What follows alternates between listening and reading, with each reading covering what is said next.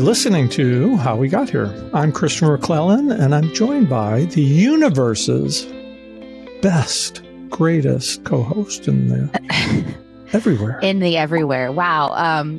In everywhere. I really didn't think we could get any higher than we did with Fumiko's episode. And I was trying to think of how high can this go? You keep exploring that, and I am truly grateful.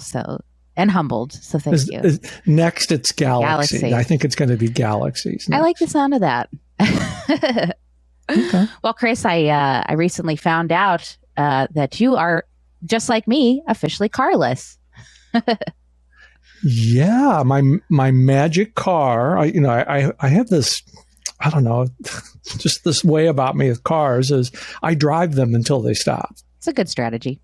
And last week, my magic car of 246,000 miles stopped on the Florida Turnpike. That sounds scary. And I've been without a car a week. And what's interesting is I didn't really realize that until yesterday when I needed to go to the drugstore. But I can walk. It's okay. I think it's good practice for you for when you move to Barcelona. Because I imagine, señorita.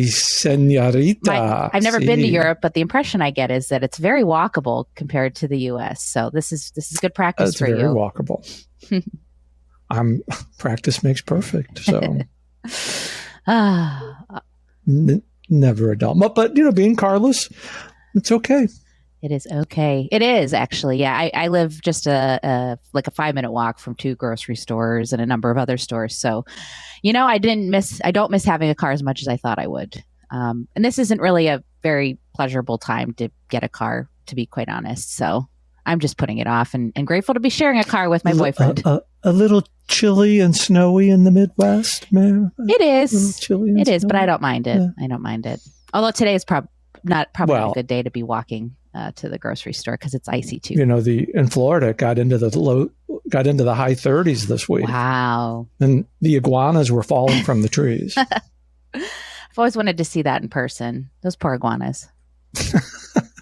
I'll get you a video, but enough of that. But we've got just another fantastic guest today. But first of all, we should ask our listeners if you enjoys today's conversation, which why wouldn't you? Please consider subscribing, liking How We Got Here on all your favorite podcast platforms. And Christina, would you do the honors of introducing our guest? I would love to. This has become a time-honored tradition of me introducing our guest, so I would be pleased to. So today we are joined by Heather Zoccali. She is the current founder and director of the No Barriers Caregiver Program. Their mission is to encourage and provide tools for critical and often forgotten self-care and individual empowerment in order to live a no barriers life. Additionally, Heather is co-host for the Brutally Beautiful podcast, which features stories that shed light on the strength and beauty that culminate from life's most brutal moments. So welcome, Heather Zoccali. Thank you for having me. Super fun to be part of this. I like that. Zoccali. It is a great name. I chose it on purpose. When I got married, he had a way cooler name. And so I was like, I like that name better. I'm going to take that. that did it. That sealed the deal. Easy peasy. But Heather, as we do with all of our guests, how did you get here? Oh, that is a loaded question. I'm happy to dive right in. I think the best way I like to say it is that it started right out of the gate, and it's been a brutally beautiful ride. When I was when I was 9 or 10, my father had a massive stroke that left him partially paralyzed on one side, and then he was later diagnosed with multiple sclerosis. And then while that was going on, I have a brother that lives with schizophrenia, and then a mother that had pretty severe mental illnesses as well.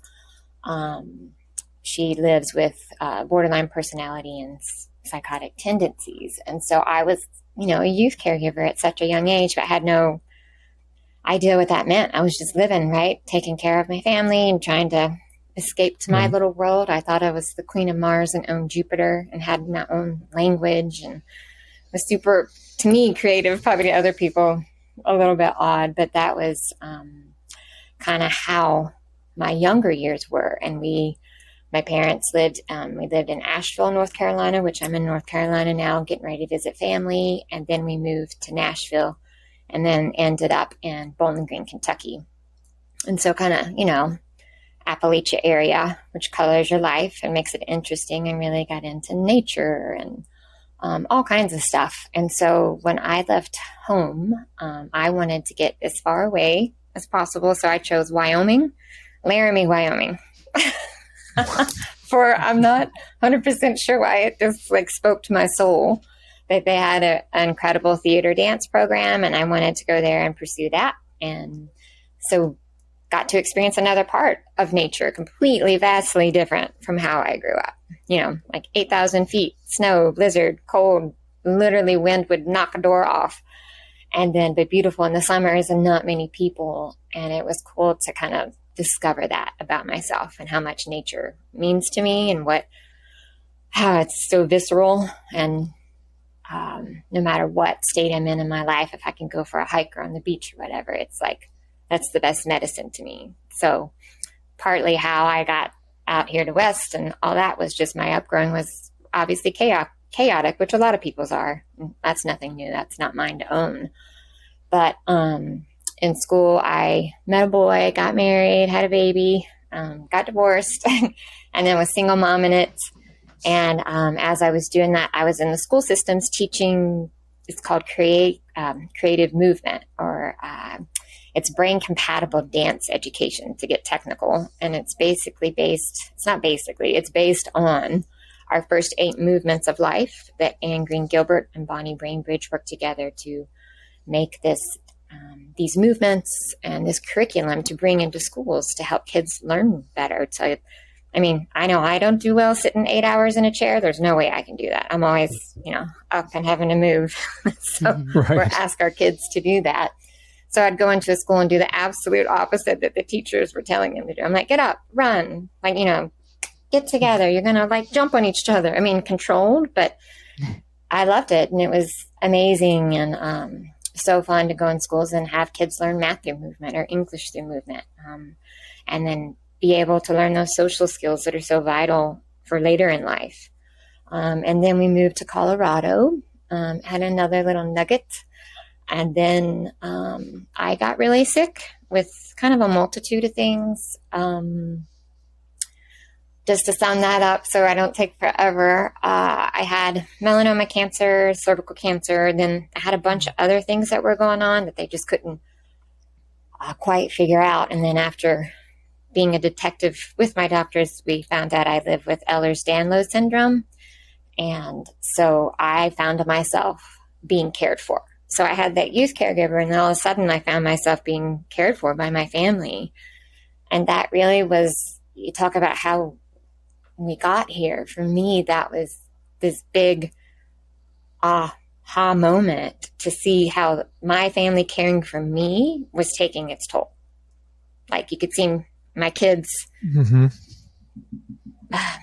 worry, obviously the worry, is mom okay? She's in the hospital all the time. But then in an odd way, you saw this beautiful way that they adapted. They didn't care they were coming to see me in the hospital anymore. They got there and they were like, ooh, we have TV, because we didn't have TV. And they were like, we can get Jell-O and sodas here, Mom. Nice to see you. So it was this kind of crazy, dichotomy that was happening there. And then I saw the strain that it took on friendships and work, all of that. And so that was really kind of my first caregiving. It wasn't me that was caregiving. It was being cared for that really just whoa, this is kind of a big deal. And there's not a lot of support for them because everybody's focused on me. And that felt uncomfortable for me too. And so then I worked, got healthy. And then March 10th, 2015, started out as a typical day with any 16-year-old, if you have kids or no teenagers. We were fighting, me and my eldest son were fighting over something silly. I think I was I think you have more potential. Let's work on your grades. Things that now I realize don't matter as much, And he left the house, and we normally, if we were arguing, would say, I love you and make good choices, be like, I'm sorry, I'm going to do better tomorrow. And he left before I could say it that day, which was really weird.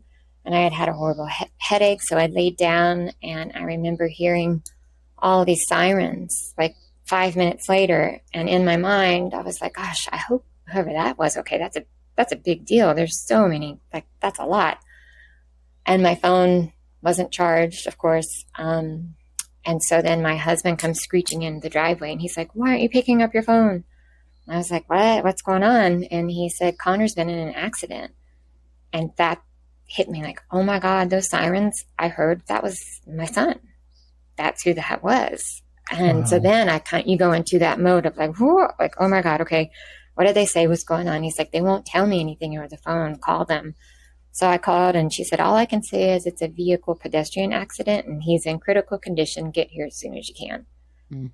So that, and I'm not going to apologize if I get emotional during this, because obviously that's a pretty big moment in our lives. So going down, it was a 20-minute drive to Medical Center of the Rockies, and me and my husband, and we're like, oh my God, like, how stupid was that fight? Like, please do not let that be the last thing that we say to each other. If I can just get in there for a second and hug that little beautiful boy and say, I'm so sorry. I failed epically as a mother today. I mean, epic. I didn't say I love you. I wasn't kind. I wasn't patient. I didn't protect you. And now I can't fix you. So that was me kind of going through all that. And so we get there. You know, I actually haven't cried about this in a while. So you guys are going to... You got me crying too. Oh. We go into, you know, I call it the room of doom, because nothing good ever comes out when they pull you into that family room, like for the conference to talk about what's going on. And my husband he had kind of had an idea like growing up. So he was kind of in like, no, what do we do? What's going on? Da, da. And I was just like, I just need to see Connor. And they said he was struck by a car right now. He cannot feel his legs. We don't foresee that ever changing, but we do have to get in there and like get going on surgery now if, you know, you want him to survive. So you got to tell us, do you want him to move forward or not? I'm like, of course, in that moment, you're not like, oh, let me call up all my neurologist friends and like neurosurgeons and say, is this okay? You're just like, yes, go for it. Whatever we need to do, but can I see him first, please? And at that, I hadn't even registered it. And there was a cop in there. And as I was walking out, I was like, wait, why? Like, what's going on with this police person here? And she's like, it was a hit and run. And I'm going to have to talk to you later about that. But she's like, just focus on your son. I just wanted you to have that information before you see him. So that was like a 2-punch, like boom, boom, like double gut. And I was just like, oh, I don't even know what to I have to put that on the back burner right now because can't even comprehend what you just told me. And so when we get up there and we see Connor, and Connor is big, he's like 6'2", and he has these big blue eyes, and I always called him my SpongeBob. He was just always happy, you know, a little sweet. He's just a little sweetie. And he saw me, and he obviously, you know, there was lots of doctors, nurses getting ready to roll it in, and he had these huge tears coming down his face. And before he said anything to me, a nurse grabbed me, and she said, hey, I just want to let you know, from the time the people that found Connor, they saw him get hit by the car and stopped. From the firemen, the policemen, the nurses, ambulance, everybody, the doctors, Connor hasn't asked about his legs. He hasn't asked about his pain. All he's been doing is over and over. Have you got my mom? Have you told my mom I love her? Have you told her I'm so sorry? I wasn't a good kid today, and I'm going to do better. And I was like, oh my God, I'm thinking the same thing. Like, yeah, we both sucked today, but let's take this moment. So he's telling me, he's like, Mom, I was so sorry. I'll beep it out. And I was like, Connor, I was too. I was like, dude, let that go. We are here. I can hug you. I can see you. Look, we're both going to be better after this. And I need you to get through this surgery. And then on the other side, I promise you, this is my promise to you, that we're going to go out and do everything you did before this, just in a different way. It's just a new challenge for us, and we'll get through it. And it's going to be hard, and it's going to suck. And there are going to be days where you're going to, you know, want to give up, and that's okay too. I'm going to be by your side. Just get through it. And then he asked the one question that still this day is the hardest questions ever anyone's asked me. He said, Mom, can you fix my legs? And I was like, oh. And the nurses and doctors, there was like a gasp in the room. And I was like, oh, I was like, we're pretty honest in this family. We're an authentic family. We don't hide. We have it all out there. I can't. That's one thing I can't do, but I can promise to be there to get you through it. And so they rolled him away, and the surgery, was successful. And as far as saving his life and stabilizing him. And then that next morning, I knew just in my gut, I'm a big person of believing in your intuition, that we were like, how you doing? Which is like a dumb question. Like, how you doing? I don't know. Probably not that good. But we asked, how you doing, buddy? And he looked up with that smile of his, and he's like I got hit by a car. And we just all laughed. And I looked at my husband and I said, we're going to be all right. His humor's there. We'll get through this. And so when we rehabbed at Craig Hospital in Inglewood, Colorado, which is one of the top spinal cord brain injury rehabs, and I felt so lucky that was just an hour away from us. I moved down there with him. My husband and other kiddos stayed at home. And then when we got home, we got out there, and I was a bit crazy mom and got him involved in every adaptive thing you could possibly do, besides underwater basket weaving. Maybe not that, but besides that, he's been able to do everything. And then he also has been able to be like, Mom, you got to back off. This is like, I just maybe want to lay in bed today. And I was like, oh, okay. I just want you to know that, like, you can. And so it's been this amazing adventure for our family that brought us closer. Like, we worked really hard, like, not to let this blow us up, but to make us stronger. Because I'm a big believer that when your spirit and heart break, if you let love and light in and let go of yourself and that forgiveness, it just makes you stronger. And so we just became stronger as a family. Not that, there are horrible moments, right? Like when Connor was upset in rehab and was crying, or threw the Coke across the room, and he's still 16 and in a chair, and we're going to fight like Mom. So it wasn't like not rosy. I'm not one of those like, oh, everything was awesome. It was great. No, it was hard. It still is hard. But when he came home, before he came home, that's when I had my second aha. At Craig Hospital in that rehab, if anybody's been through rehab, they keep you so busy from 8 to 5. It is like class. I think for multiple reasons they probably do that. So you can't sit here and think and feeling like, oh, I'm so sorry for myself. But there was one night where they got done early, and I was so tired. And I was like, let's go grab a drink to the other moms and fathers, brothers, sisters.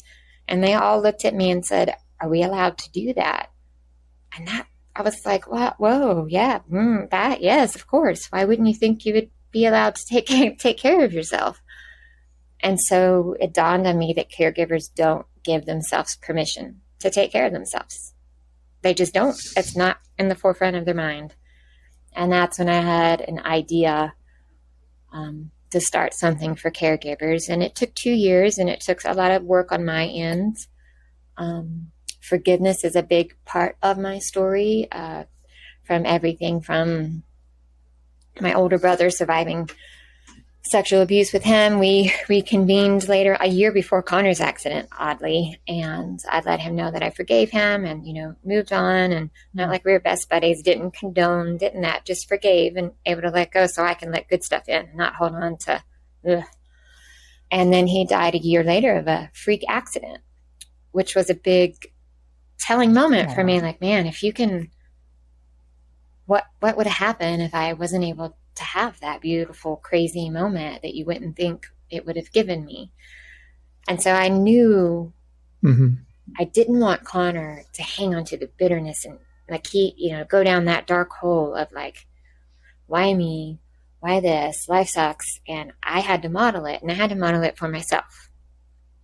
And so restorative justice, I had written that on a blog post, something like, I hope what we're going through makes 2 lives better, meaning the gentleman that hit Connor and Connor's life gets better after this, because obviously the gentleman that hit Connor had some stuff going on, and he had a record before that. And so I really, truly wanted him, like, hopefully this will affect you in a good way, just like it's we're finding the beauty out of this along with the brutal.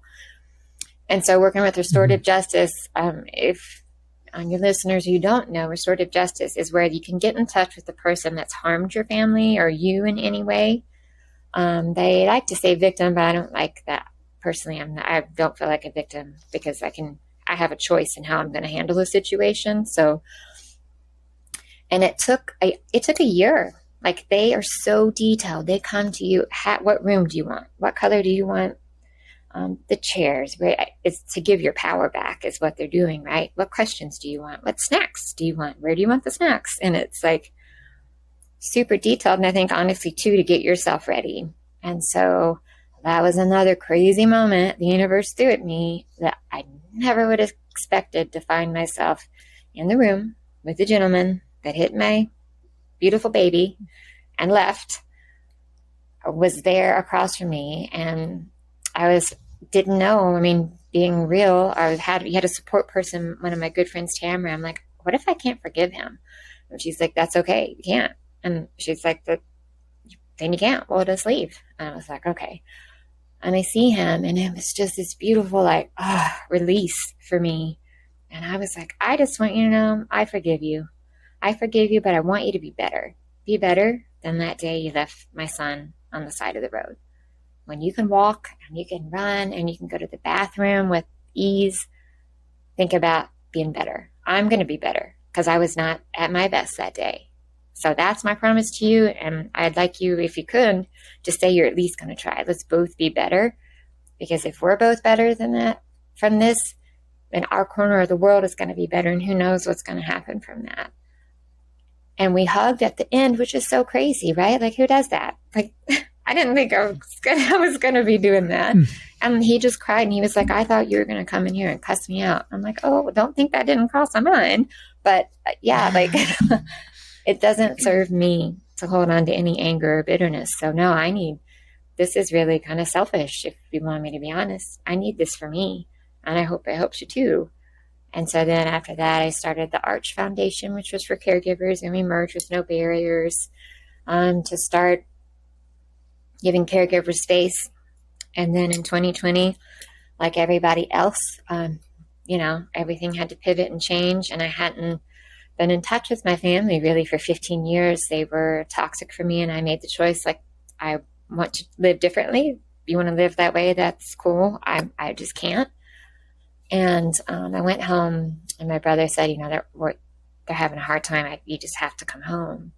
So I went home, and my mom was very clearly, I wasn't sure yet, it was dementia or Alzheimer's. Like, it was amazing to me that they were actually so living okay. I mean, they weren't living okay. And then my father, on the third day I was there, chose to pass by suicide. And so there again, the universe, I'm like, man, I must have been a serial killer in my past life. Like, to keep getting stuff thrown my way. I had, to practice forgiveness with Dad, move Mom, sell all that stuff. Right in the middle, I was like, wow, this just took another turn. And, but it was another reminder of, man, a lot of the brutal, it sucks to find the hard moments, and sometimes you don't want to, and I'm going to stay in this moment, but then I know I'll get there. And, my mom is in Colorado now, and my kids, I think the biggest thing about that, obviously, they hadn't had a relationship, and they saw my mom interact with me, my mom interacted with them, and so they kind of understood more, and they both came to me, and they're like, thanks for keeping us away from that. Sorry, my friend's dog. That's okay. My cat was meowing up a storm a couple minutes ago, so they just want to be a part of the show. My chia pet needs watering. I was new. And chia pets are notorious for being talkative. That's right. So anywho, there you go. That's that's what led me to many, like, my passion for forgiveness, for self-care, helping caregivers, all that. That was probably way longer and way more information than you wanted, but with the dog in the background. I think we're done with the interview. We've got the story. No, there's still so much to unpack. Thank you goodness, so much to unpack. It's so beautifully said, Heather. Thank you for sharing so much about your life. And that's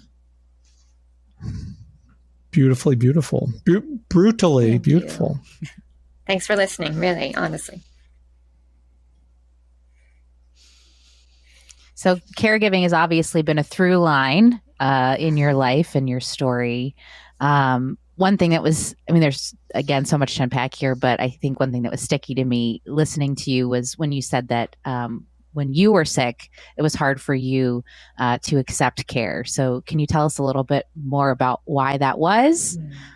Yeah, I was the worst. I'm amazed my family and doctors dealt with me. I was the worst patient ever. I think I didn't want to be a burden. I think there was some denial there too. Like my husband was like, I think we need to talk about like disability and stuff. And I was like, I don't see myself, because I had this picture in my brain of what my dad and mom and brothers. And to me, that was like everything I'd been working so hard not to be.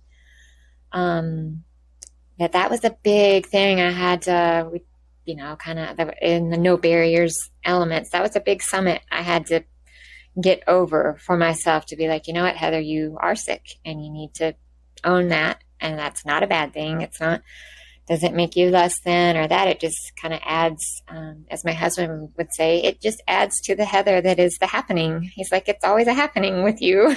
and so that was the biggest, I didn't want to be a burden. I wanted to be the old Heather. I wasn't acknowledging the loss. I wasn't acknowledging the grief of that old person and who this new person was. And how can I support this new person? And so I think that was the biggest hurdle for me. And having to depend on other people was like super uncomfortable. But then when I finally got past that point and said, you know what, I am sick and I do need to take time and figure this out. And I do need to start saying no. And if I need to be in bed for a day, that's okay. Like, I'm not going to judge that. It's where I'm at. And once I started practicing self-compassion, just like I would give other people, realizing that I needed to do that, that was the big switch for me. Oh. Self-compassion. Yeah, we've talked about that, the difference between self-care and self-compassion. Chris, is that where your mind went when she said that's exactly where mine was going? Because the being on the other side of care, I think, really tunes us into caregiving, both from the receiver and the giver. But this notion, have we known each other like forever? It's like this notion of self-compassion. We've talked, like Christina mentioned, we've talked about it a lot here recently, and because that word self-care, what does it really mean? When you think about it, we need to walk more, we need to eat better, we need to, but self-compassion, having empathy for yourself, there's nothing wrong with it. It's healing. It's a beautiful thing that we all need to tell ourselves we're worthy of. Somewhere along the way, we forgot, like, wait, I'm worthy of that. I deserve that. I can give myself permission to say, give myself what I need. And self-compassion is a big one for me. And I think to get where you need to as a person, that kind of needs to be, that was part of that forgiveness. Like, wow, I'm being really hard on myself, right? I was just a mom. Right. Yeah, I had a crap day that day, but that's not all of me. That was just a moment. It was that day. It wasn't, like you said, it's not all of you, but that being able to get to self-forgiveness is, this is the word that's popping up into my head because I've dealt with it my entire life. It's challenging yourself to forgive yourself, and to say, hey, I am not what people are telling me that I am. Mm. And Christina will love this. I know she will love it. It's also knowing your self-worth and your self-value. Mm. Beautiful. And that beautiful on you for recognizing that and saying it and promoting it. I feel like, and especially in our culture, it had been not pushed as much, right? Or not taught, almost taught as a bad thing. in a weird kind of a way. So yeah. And it's hard. Like you said, it is not it's easier just to kind of self-loathe and stay bitter and angry. It takes a lot of work. And some days you're like, oh, I don't want to do this. I'm exhausted. Bitter table of one.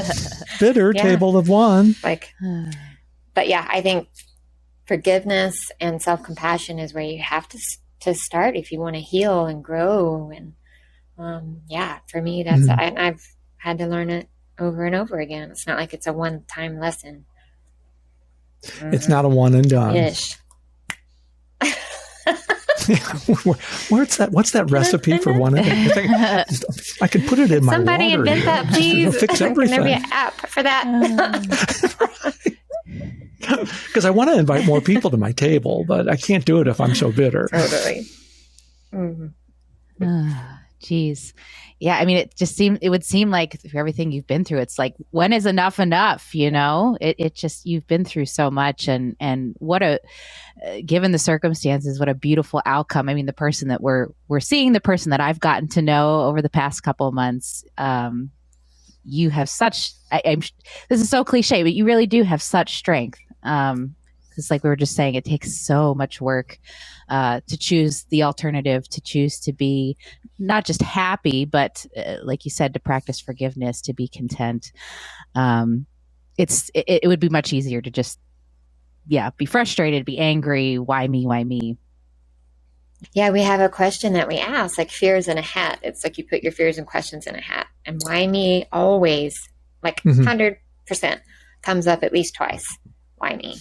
Why me? And it's like, for me, I let go of that long ago because it just wasn't like, it doesn't matter. Like, it's me. Yeah. Yeah. I thought just is. Yeah. I've thought a lot about that even recently. It's like, why not me? You know, it's not so much of a, self-punishment or anything, but I think, hearing your story, one thing that I was thinking about too is like normalizing illness, normalizing trauma. These are the things that exist and happen being alive. They're the cost, I guess, one of the costs of being a human in this world. So really anything is possible, and that can be very scary. But that's why, like you said, you put those fears in a hat, or you can set them aside, don't fixate on them, but, why not me?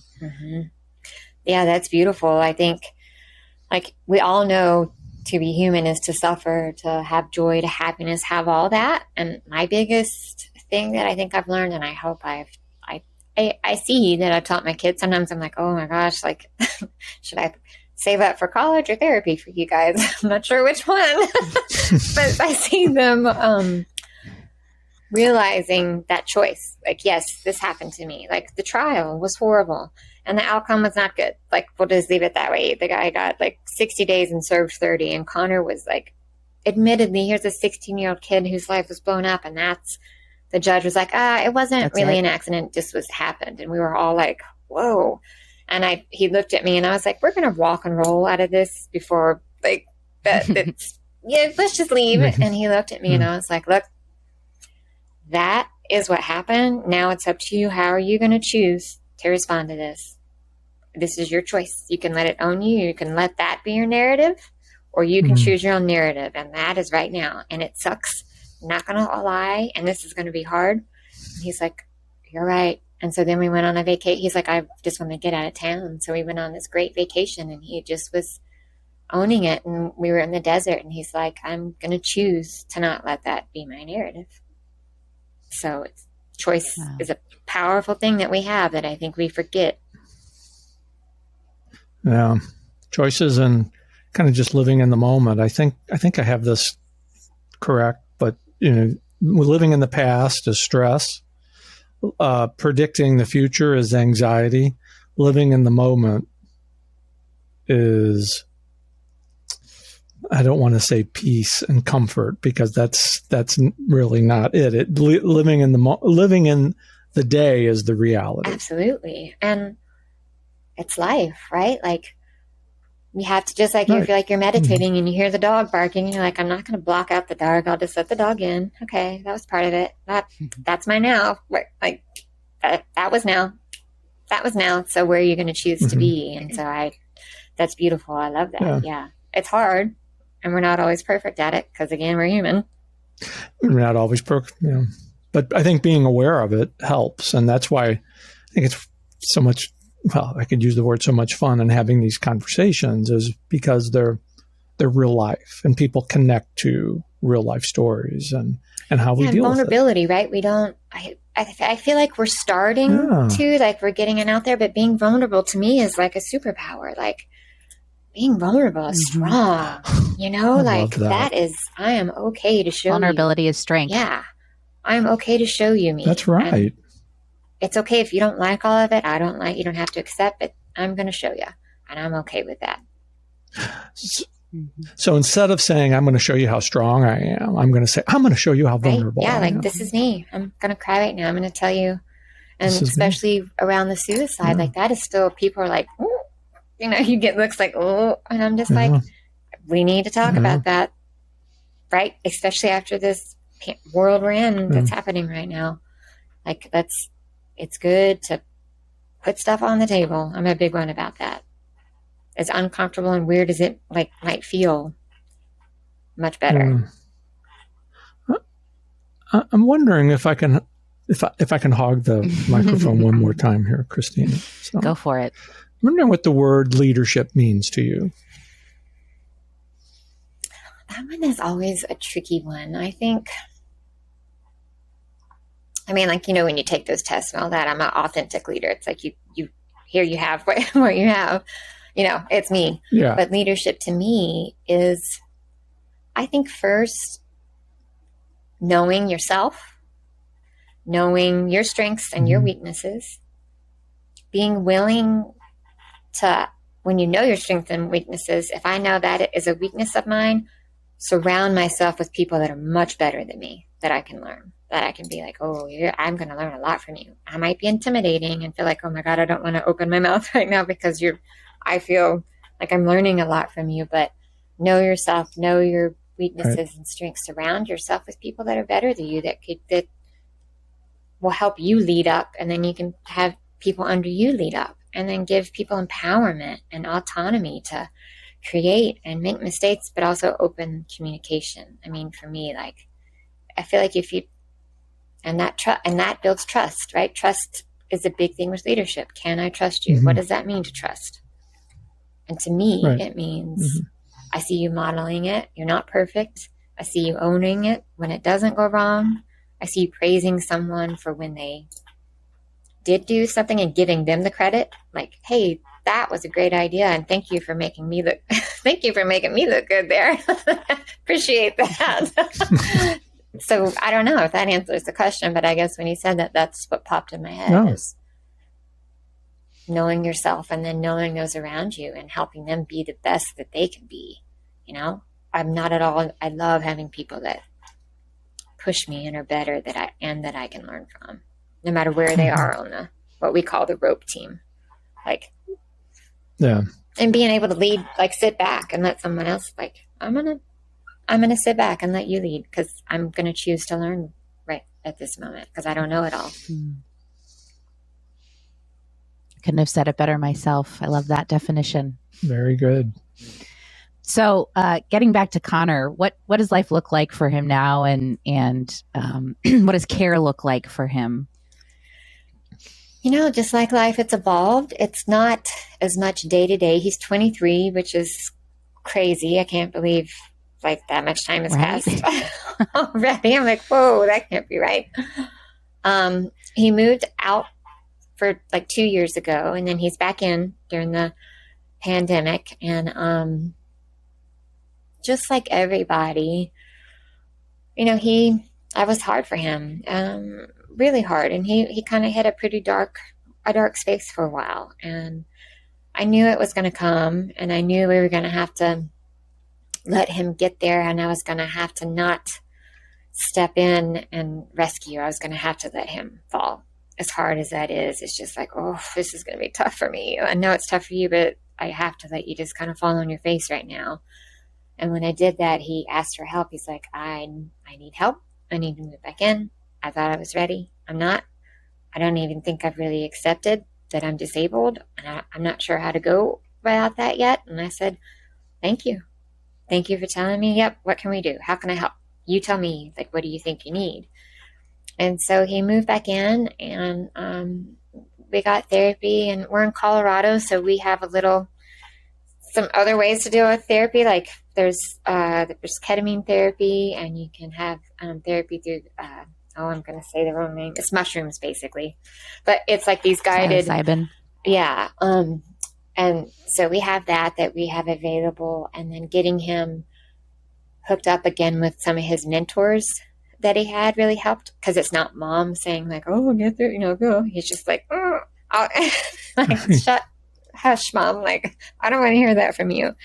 And then just letting him be in that space and helping him find tools. And we have a 3-day rule in our house, or we try to take 3 days. And as I say, because I'm kind of a sci-fi dork, and I'm like, go to the depths of Mordor if you need, like go down there, feel it all. And on day 4, get it out. And then you're going to get out of bed, and we're going to walk and roll. And if that's all you do that day, praise yourself for that. Like, I got out of bed and I walked and rolled. Count that as a victory.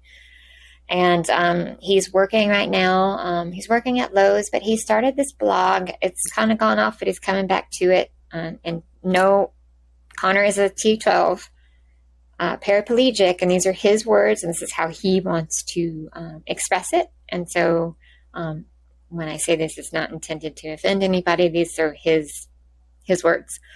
He calls it the wandering cripple, which he travels and shows like what it's like to be a person in a wheelchair traveling, and all the crazy barriers you run into, and how to change it and try to raise awareness. Right. And so it was really fun for him. He traveled all over the United States. He went to Aruba with his girlfriend at the time, and he really loves that. And he does para jiu-jitsu and boxing. So he's finding his way like any other 23-year-old. He just has, like a bunch of other stuff. I mean, but he just has that certain bag to carry, so to speak. Mm-hmm. So yeah, he's at home and working, trying to figure it out, working on his physical and mental health. And I told him that is more important to me than anything, and stay as long as you need. Let's get that. Right. And being able to share his experience like that, I think can be cathartic. It's also good for other people to see it from somebody that's living it. Yeah. People don't know what they don't know. Right. And when you explain it to them, right, you're like, hey, it might take you 15 minutes to get out of the door. It takes me 2 hours. And when you park on those lines, I literally cannot get in or out of my car. Like, it's not that I'm just being bratty. Like, I literally can't get out. Right. Mm-hmm. Mm-hmm. Yeah. And it kind of comes back full circle to what we mentioned earlier about being on the other side of care. Yeah. And understanding what that's all about from the perspective of the receiver when you turn into being the caregiver. I had this experience last year, and it's just changed my whole thought pattern about advocacy and talking to people about our experience as a caregiver, because when you're receiving care yourself, you see it much, much different. Yeah. And I'm hoping Connor starts practicing more of that self-compassion, because I've heard his self-talk, and I'll stop him. I'm like, oh, how can we reframe that to where that might be how you're feeling, but there's also like, can we put that in a different way? And that it's hard. And at 23 too, 23-year-old males maybe aren't the most open to being like, I'm going to do this what my mom says and love myself and all that. But yeah, I think it's, I'm with you that there's such two different sides of the coin, and being open and knowing when as a caregiver to step back and let them fail and try it without you, try to empower them. Like, if you want that soda, you get in your chair and go get it. Like, I don't need to do that for you. Like, I got you. I believe in you. You can roll to the refrigerator. I'm not going to do that anymore. So yeah, it's definitely been interesting dynamic. And then it's all to throw another like weird thing on it. I have with Ehlers-Danlos syndromes, not knock on wood somewhere around here. They've been under control, but nocturnal seizures. Like if I'm asleep, I could have one. And Connor, I was riding in the car with him and I'd been really sick. And I'm like, oh, I'm not feeling good. I'm just going to fall asleep. And I had a seizure in the car with him. And so he drove to the hospital, honked the horn. They came out. And for him, he was my caregiver at that point, which, that's crazy. I think some people think it's crazy, but it wasn't. And he totally was calm, knew what to do. And so in a way that empowered him too, and had him like kind of be like, oh, I forgot what it's like to have a scary moment with somebody, and you do that with me, and I'll try to be better. So just that trying to listen and understand like where that other person's at. And so that was another kind of moment that brought us caregiving moment. Yeah. Well, before we move on to getting into No Barriers and learning more about your work there, one other topic I think would be remiss if we didn't discuss was grief and loss, and how that's played out in your life in so many different ways. I see, from your childhood, maybe there's some grief over the childhood that you might have lost with the trauma you were going through, and then there's the actual loss of your father, and that's of course complicated too. So tell us a little bit more about your experience with grief and loss, and kind of where you're at today with processing all that stuff. Yeah, that's another big question, right? Grief and loss is such a big one. I'm like, where do you begin? I think the first part of it, I feel emotions pretty deeply. I mean, I think that's probably obviously once people get to know me. And I've always been okay to be like, right now really sucks and it's hard. And I've heard this quote, and I don't know who said it, and I may not get it right, but I'm just going to paraphrase it. Grief is a demanding partner. And I was like, whoa, that's the truth. Wow. Like, we could have hit that on the head a little more. I try to, for me, I feel it like it's so deep and I feel it, and I don't, I saw what like shoving it all down did to my family, and it just the bitter and like, oh, just so not how I wanted to be. So maybe I went a little overboard and would feel it all and need to think about it and blah, blah, and which is all good. But for me, I just have to go deep into those emotions. I just dive straight in and be like, okay, this sucks. This really hurts. Like, and then why is it hurting so bad? And what is the root cause of that? And that grief obviously was traumatic, but what was related, what led up to that, and how can I get through this? And where, again, self-compassion and forgiveness, where do I need to forgive myself and find myself to be like, today's okay to be really sad about that, or really angry, or I'm just going to put that in a container and let somebody else have it for the day. I don't want to deal with it. Just letting myself be wherever I'm at with it and telling myself that's okay. That's where you're at today. Who knows where the next minute or the moment's going to go? But I'm big on being able to feel it. And then for me, when I process it and need to let it go, it usually, nature is like my biggest, I think this is going to sound all hippie trippy, but oh, well, I think Mother Nature is the biggest caregiver of all. She takes care of us. No matter how we abuse her, no matter what we do, she gives back. She doesn't ask for anything back. Mm-hmm. And so for me, when I'm deep in grief or loss, like just yesterday, all those emotions of Dad coming back, being on the beaches that we used to have. And I was like, oh my God, I'm having a moment. I'm going to go to the beach. And I put my feet in the sand and let the waves take it. And I said, I'm going to, let go of the trauma that's not serving me right now. But I'm also going to own that I did love Dad, and it was complicated, but I have beautiful memories of him. and I have not so beautiful. And that's what's kind of beautiful about it. And right now, I'm going to let Mother Nature take it. And then I'm going to let her, again, that self-compassion, refill me up and like just take all that in. And so for me, honestly, nature, whether it's mountains, whether it's the river, ocean, desert, all of it, Mother Nature has been my biggest like savior. I can go there and it's a visceral, everything relax. I calm down. If I have my body's achy, it'll stop being achy. So, and then obviously with the trauma, therapy, other forms of therapy, sometimes it, just like everybody, sometimes it'll work, sometimes it won't. But for me, finding the nugget, I'm almost kind of obsessed with. I'm like, what is this lesson trying to tell me? And that helps. That's part of my process. Like, again, this is going to suck trying to find what this means again, because I'm so over learning at the moment, like, universe, please, I got it. I'm good for now. Can I hand this off? But yeah, I think Mother Nature, feeling it, processing it, and then trying to find there's always one good thing, and taking that and seeing what I can do with it. Maybe I won't do anything and it's just special and private to me, or I can find it and share it. And I never want to tell people how they do. This is just how I've done it. Like, you do you. Totally not. Right.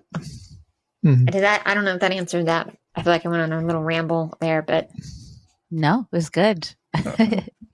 One question I had, I guess, as a follow-up when you were talking about those hard emotions, how do we get others in our life, the people that love us and care about us, that surround us, how do we get them to understand those emotions and work alongside us and support us in those moments? I'm sure my No Barriers staff would have lots to say about that.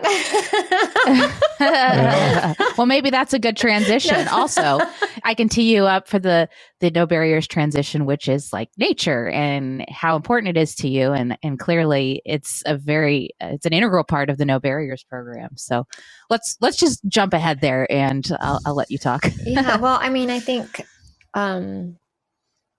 sorry, what was that? You had a question. I said, ask how we get people around us. But I think that's such an important question, right? And I think once again, it comes up to just that open communication and hearing and understanding, asking your loved ones, like, I need you to hear me right now. And then I want to hear you. And you may not understand where I'm at, but I'm just, how can we have some shared understanding? Like, today, this is what I need, and being okay asking for that.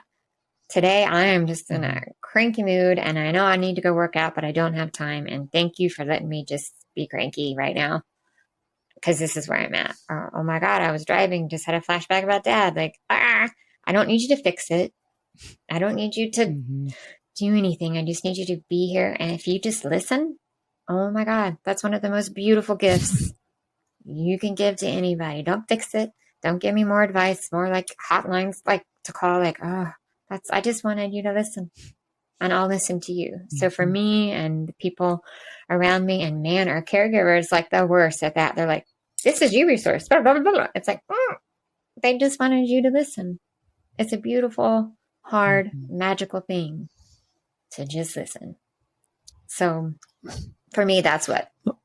Often the least used tool in communication is listening. Yeah. You're right about that. So, and No Barriers. Yeah. Oh, go ahead. So, yeah. Well, tell us about No Barriers. How did that all come about? I mean, it's just enormous. It's wonderful, but let our listeners know about how this came about. The No Barriers retreats are 4 days and 3 nights, and we designed them obviously in nature. They're nature-based healings because, the science is there, right? That nature is healing. And then we use our No Barriers curriculum, which is the past, present, and future. And so our first day there, after getting to know everybody, we have like a little mixer and ask some fun questions just to kind of get everybody.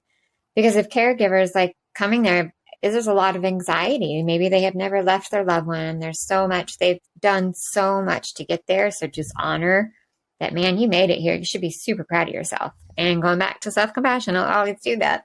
Like, tell yourself, thank you for being here. Thank you for giving yourself permission. That alone is a huge, huge thing you did that you should thank yourself for.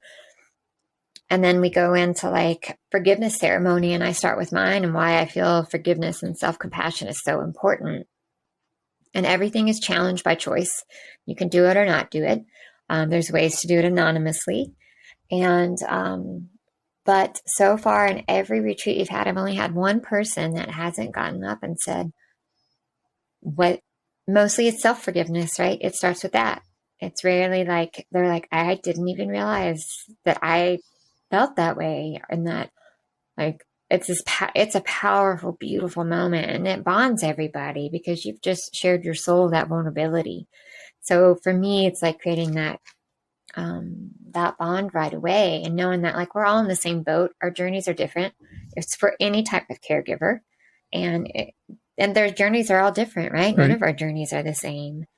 And then also we practice listening. It's like when someone has this space, it's sacred, and you might be like, oh, I relate to that. And that's beautiful. I love it. And that's important. Your story is. But right now we're holding that space for this person. And then I just want you to listen. I don't want you to say, hey, there's a resource for that or that. Just listen. And then the next day is our present. Obviously we do different things like, yoga, meditation, tapping, all kinds of different healing modalities. But then we get out and we usually do a big hike, and we do the hike silent, which is weird for people. People are like, I can't talk. Like, what? I'm not sure how to deal with this, but it's beautiful again to see the transformation of people. We ask them to walk. We have a No Barriers flag that you go everywhere and you can write on it. And it's super important for the No Barriers. And it's also this constant reminder that you can have. It would normally be behind me if I was at home. And we ask them to walk and pick a spot that speaks to them. Like if that spot looks nice, I want you to sit there, and you're going to get your journal. You're going to get your flag and write down, how do you feel presently? Scared, angry, nervous, scared, weird because you're asking me to be quiet. Whatever it is, there's no wrong answer. And then we silently still back. We'll find a spot, and then we ask people if they would like to share and why they're sharing that moment. And it's always a beautiful, again, moment where people are really honest and vulnerable, and they feel safe because everybody's being open. And my big thing in that, I come out right at the gate. There is no judgment, and we don't talk about politics or religion here. We're all different, but we're here for a common goal, and that goal can bring us together. I'm about how we can come together, not how we're going to be apart. So I am kind of a big stickler with that. If that's important in your life, that's fine when you share, just like, and then they leave at that spot, Kieran, which is when you hike, it kind of marks the path of the trail. And so they find a rock or whatever speaks to them that put their past there, then they put their present, and then the top one is their future. And so that's just kind of a symbolic, like, I'm going to leave my past behind. That's my future. And that's my present. And this is where I'm at. And then later that night, we'll do another round table where people will bring an object from home that represents where they are. And it's always super beautiful to see people come, I brought this, but that's not where I'm at now presently. And so you see that they get it. You're like, you got that. That's beautiful. Mm-hmm. And then the next day is our present, and where we talk about, so how do you practice self-compassion? How do you practice like so-called self-care? What are the tools for that? And what are some tricks that you can do? Because re-entry, this has been great and beautiful, right? Like, of course we can give to ourselves, but when we go back in, it's like a harsh re-entry. And how do we keep these things that we've been working on? And how do we stay connected to rope team? And the rope team philosophy is from climbing. When you're ice climbing or climbing a mountain, the lead person, you're all linked in on a rope, and that person digs in with an ice cramp if they fall to save them, to save everybody. So if one person falls, you're all going to fall. So how can your rope team be there for you? And so we give them tools and stuff for that, which we're super excited because you guys are going to be part of our rope team on that end of it. And then we leave. Our closing ceremony is probably my favorite, but the most awkward. It is super, super, I always have a hard time with it, but they're flags. we we have a challenge coin based from the military. It's if you get one of those from an officer or someone else, it's a really high honor. And so we have our own coins that we give to participants, and we say one word about them that we've seen or we feel like pure, light, funny, humor, whatever it is, whatever the word might be. And then we turn some music on, that things kind of calm down, and everybody goes around and writes a word that to them describes that person. And you go around and you read those flags, and I always get emotional because it's beautiful. And then that is that self-compassion for you to look at it and be like, I don't always feel that, but that's amazing that you see that. I'm going to work to feel that. And if I have a bad day, I'm going to look at that flag and be like, they said I was the bee's knees. So you know what? I'm the bee's knees today. And then we leave, and they stay, I mean, from the retreats, that's their people. They go on trips together after that. When someone needs help, they rally. It's absolutely beautiful to watch. And yeah, it's super emotional, but we do the emotional, and then we'll do something like climbing or ropes course to get you out of your head, because we're so in here to trust yourself that you could do that to build confidence. So there's a lot that goes into it, and it seems like a lot, but we do it. You get your downtime where you can be free and do what you want. You get your time where we dig in there and I make you break open, and then you get there and laugh. I love so many people are like, I've never laughed. I forgot to laugh. I forgot. I'm like, oh my God, dark humor has saved me. Like, that's the best. Yeah. So that's kind of the basis. Exactly. It's the base camp for giving caregivers permission to dig into their grief, their loss, their trauma. Because like we talk, and people, again, it comes up over and over again. Like, I thought about what I lost, but I didn't realize it was okay for me to be sad about that or angry. And so, yeah. And then practice that self-compassion and know that you have a team, and to be accountable, and how to take what you learned into the real world. And they're free. It's super important to me because as a caregiver being cared for financially, we know that is such a strain. And so the retreats are we're a nonprofit, so they are covered completely for the caregiver. The caregiver has no cost to it for them to attend.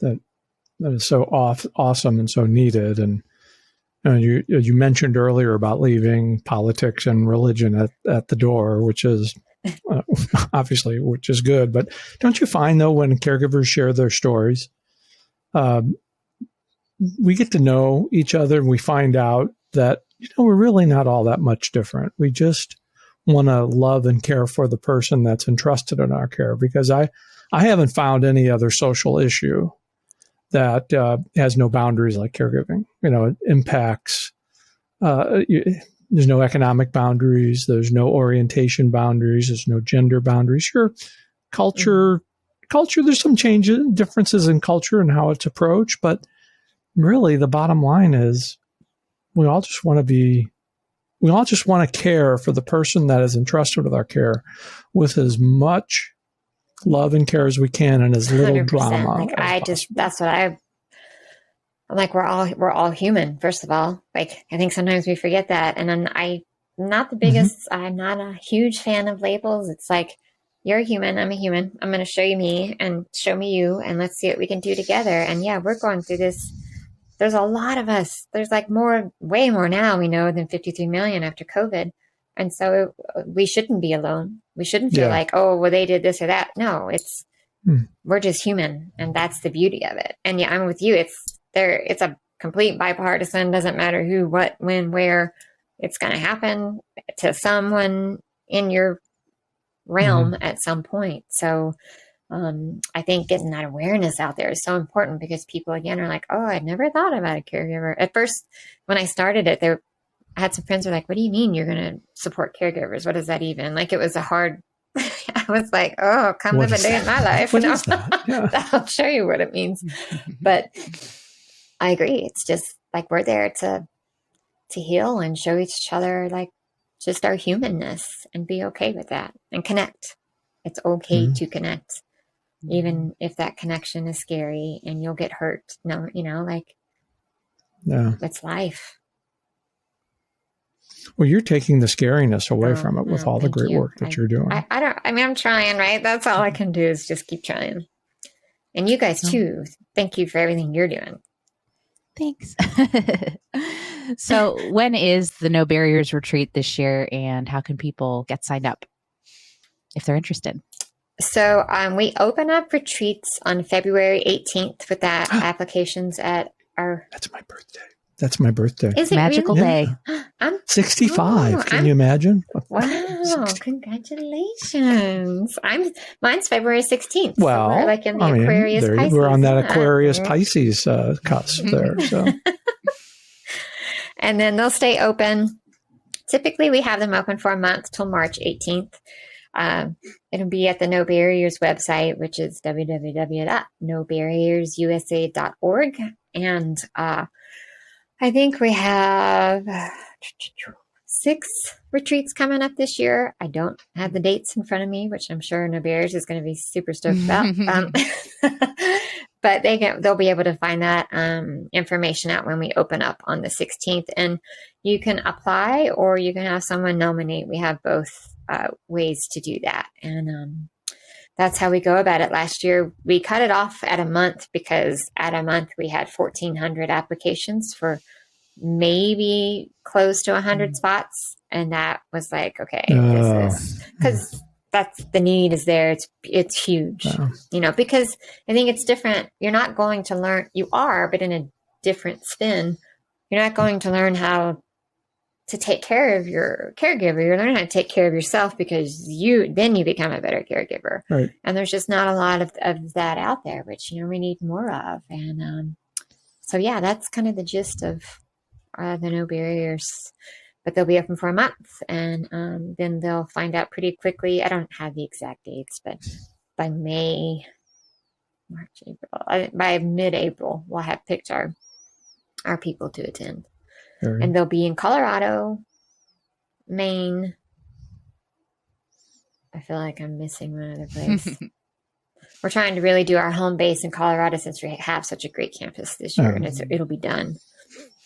Well, one question I want to ask before we let you go that we haven't gotten to yet is, what does respite mean to you? No Barriers is at the heart of it, a respite and through this caregiver program, it offers respite to caregivers. So I want to hear what it means to you and how you've defined it throughout your journey. I think that's a great question. And I think it's one that I feel like we tend to put in a box. And for me, I have found I do make appointment. I make a weekly appointment for myself to have, whether that's I go on a long hike or I get a massage or it's just time. So that to me is my weekly respite. And then, whether I go on a vacation away from it, but in my daily life, how I practice it is to just really be open to where it is at that moment. If something gets canceled, instead of being like, oh man, I find this is a great moment for me to just sit and have a cup of tea and okay, I'm going to take this as my respite moment. And so it's constantly evolving, and I try to get it where I can without saying, I have to have my respite scheduled right here, right then, because caregivers fall through. I mean, it's not going to go to plan. Or, if I find myself having 10 minutes early off of a Zoom meeting, my favorite thing in the world, instead of running to do the dishes or something, I'm like, I'm just going to sit here and eat a muffin. And that will be my respite for the day. I like that. So, just finding those little, we need the tools, like make an appointment for yourself, make a list, have somebody help you, all of that, but also trying to pick the nuggets out of where you're at that moment to where you can find respite. And obviously I've said it again, is any time in nature is my respite. Mm-hmm. Set a daily intention for yourself. Mm-hmm. Yeah. So Christina, this is off the charts today. Mm-hmm. Definitely infused my day with some good vibes. I feel very happy having had this time together, Heather. So thank you for being here with us. Have we left Thank you any guys so stone much. unturned in this conversation today, Heather? Do Oh, you think my there's goodness. anything else that we could add to this other than No, than let's how dig people can be in into. contact with you and where they can find your podcast, all that great Oh, my information. goodness. But goodness, what delight to be in your presence today. Well, thank you guys too. I just really appreciate everything that you guys do, and I'm a big believer in, let's lift everybody up together, and you guys are doing that, and that's so important. And you guys should take the thanks. And Christina, you're like, oh, take the thanks and say, Okay. yeah, like You're own welcome. That. That's I'm beautiful. owning it right here. There you go. There we go. There you go. So, yeah, it's been a pleasure, and thanks for listening. I felt like I talked way too much. So, this is your interview. The best podcasts are when the guests do all the talking. Mm-hmm. But let our listeners know how they guys. can be in touch with you, how they can find your podcast. That's vitally important as well. Yeah, so you can find me on our No Barriers website, www.nobarriersusa.org. And then there's also, I'm in kind of all over that website. You'll be able to find me easily yes, you there. are. And then it's a little embarrassing. And then the Brutally Beautiful podcast, we are a little behind right now, but in March we're going to be back on, and it's brutallybeautiful.net is where all your favorite podcasts, Spotify, Anchor, iTunes, all that will be. And that's hosted by me and my best girlfriend. Just stories. It's not caregiving related, but just how important stories bring us together and empower us and can raise us up. Awesome. Thank you. We look forward to listening. Thank you, guys.